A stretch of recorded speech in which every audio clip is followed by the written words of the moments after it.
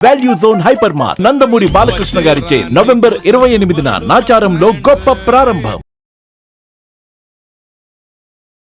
నమస్కారం. కార్తీక పురాణం 30 రోజు పారాయణలోకి వచ్చాం. ఈ రోజున కార్తీక బహుళ అమావాస్య. రేపు ఉదయం నుంచి మనకి మార్గశిర మాసం మొదలవుతుంది. మార్గశిర మాసపు తొలి రోజుని మనం పోలిపాడ్యమిగా జరుపుకుంటాం.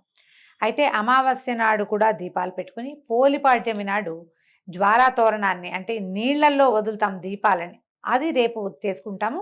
ఈ పురాణపు శ్రవణాన్ని పూర్తి చేసుకుని పాడ్యమి నాడు దీపాలు నీటిలో వదిలిపెట్టడంతో పోలిపాడ్యమి కథాశ్రవణంతో కార్తీక మాస వ్రతం పూర్తవుతుంది. ఈ వ్రతాచరణ సాధారణంగా కష్టమేనండి. పూర్వకాలం కార్తీక వ్రతం కష్టం అనుకునేవాళ్ళం. ఇప్పుడు ఇటీవల కాలంలో కార్తీక పురాణ శ్రవణం మనకి సులువైంది. పొద్దున్నే స్నానం చేయటం సులువైపోయింది. దేవాలయ దర్శనాలు సులువుగా అవుతున్నాయి.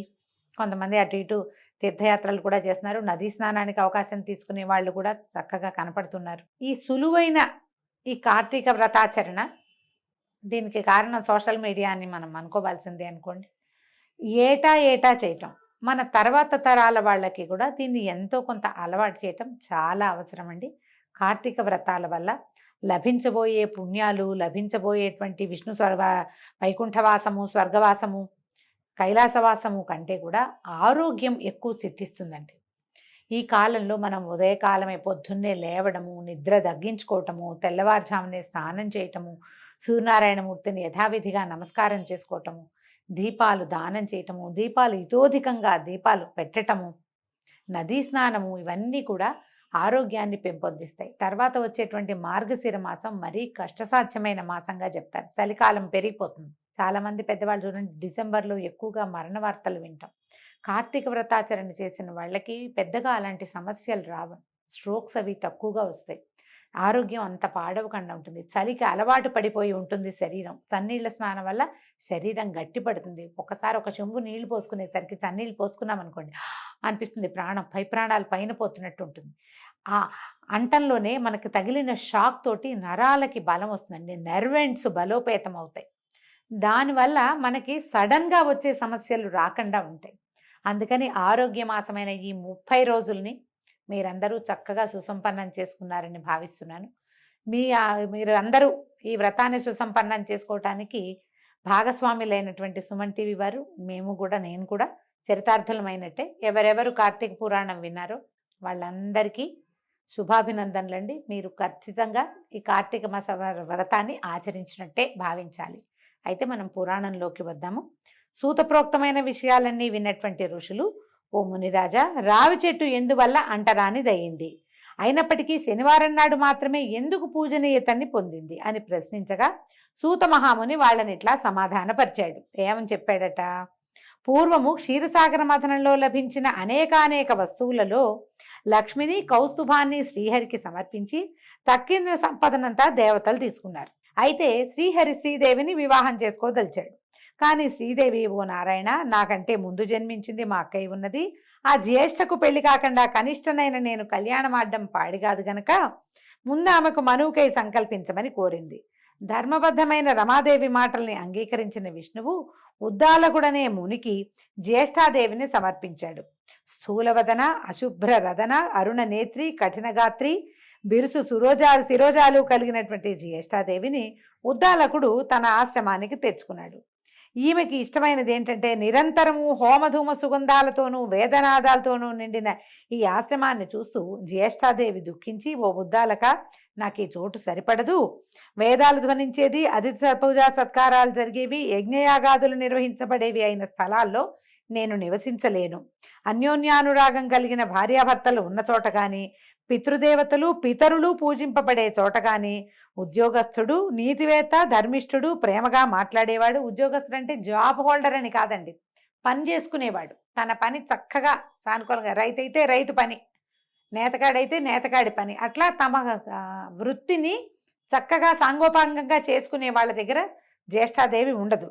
ఉద్యోగస్తుడు, నీతివేత్త, ధర్మిష్ఠుడు, ప్రేమగా మాట్లాడేవాడు, గురు పూజా దురంధరుడు ఉండే స్థలాల్లో గాను కూడా నేను ఉండలేను. ఏ ఇంట్లో అయితే రాత్రింబవళ్ళు ఆలుమగలు దెబ్బలాడుకుంటూ ఉంటారో, ఏ ఇంట్లో అతిథులు నిరాశతో ఉసూరుమంటారో, ఎక్కడైతే వృద్ధులకు, మిత్రులకు, సజ్జనులకు అవమానాలు జరుగుతూ ఉంటాయో, ఎక్కడైతే దురాచారాలు, పరద్రవ్య పరభార్యాపహరణశీలుడైన వాళ్ళు ఉంటారో అలాంటి చోట్లోనే నేను ఉంటాను. కళ్ళు తాగేవాళ్ళు, గోహత్యలు చేసేవాళ్ళు, బ్రహ్మహత్యాది పాతక పురుషులు ఎక్కడుంటారో నేను అక్కడ ఉండటానికే ఇష్టపడతాను అంది. అంటే తాగుబోతు వాళ్ళు ఉన్న చోట జ్యేష్ఠ అదే ఉంటుందండి. మన కర్మవశాత్తు కలియుగారంభంలో ఎటా ఉన్నారో కానీ మానవులు ఇప్పుడు తాగని వాడు లేడు. తాగని వాళ్ళు ఉన్న ఇళ్ళు ఉన్నాయి, లెక్క పెట్టచ్చు మనం. తాగుబోతనం అత్యంత సహజమైన విషయంగా, అది హీరోయిజంగా కూడా భావింపబడే కాలంలోకి వచ్చేసామండి మనం. అన్ని కొట్లు మూతపడతాయి కానీ తాగుబోతు కొట్లు మాత్రం మూతపడవు. మన పరిస్థితి అది. అయితే ఇలాంటప్పుడు జ్యేష్ఠాదేవి వీళ్ళందరి ఇళ్లలోనూ ఉంటుంది. వీళ్ళకి ఎప్పుడు ఏదో ఒక సమస్య ఉంటుంది. వాళ్ళ వల్ల ఆ ఇల్లంతా సమస్యల భూయిష్టంగానే ఉంటుంది. ఇది పురాణంలో చెప్పబడిందండి, నా సొంత మాటలు కావు. నా ఉద్దేశం అదే, నాకు కూడా అలాంటి ఉద్దేశమే ఉంది. పురాణంలో ఖచ్చితంగా చెప్పబడింది. రావి మొదట్లో జ్యేష్ఠావాసం ఎలా కుదిరింది, అప్పుడు ఈయన ఏం చేశాడు, ఈ ఉద్దాలకుడు, మామ ఏమిటి ఇవిడి ఇట్లా బాధపడుతోంది, భార్య కదా ఆమెను బాధ పెట్టకూడదు, ఆమెకి నచ్చిన పని చేద్దాం అని ఆలోచించి ఈయన ఏం చేశాడు, వేదవిధుడైన ఉద్దాలకుడు కించిత్తు నొచ్చుకున్నవాడే, ఓ జ్యేష్ఠ, నీవు కోరినట్టుగానే నీకు తగిన నివాస స్థానాన్ని అన్వేషించి వస్తాను, అంతవరకు నువ్వు ఈ రావి చెట్లు మొదట్లోనే కదలకుండా కూర్చోమని చెప్పి ఆవిడని ఒక రావి చెట్టు మొదట్లో కూర్చోబెట్టాడు.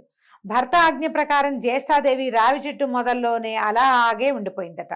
ఎన్నాళ్ళకి ఉద్దాలకుడు రాకపోవడంతో పతి విరహాన్ని భరించలేని పెద్దమ్మ పెద్ద పెట్టున ఏడవటం మొదలుపెట్టిందట.